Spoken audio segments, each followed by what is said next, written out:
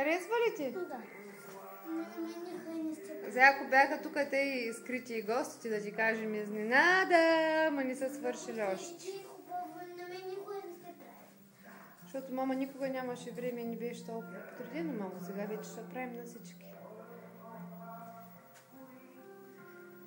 Честит рожден ден, папеш! Дядо ще дойде. Ето там имаш един колата, там имаш още един самолета. Да, но къде е други? Еми няма го дядо ти още. Като дойдат гостите тогава. Къде отиваш ти? А, да, от тортата.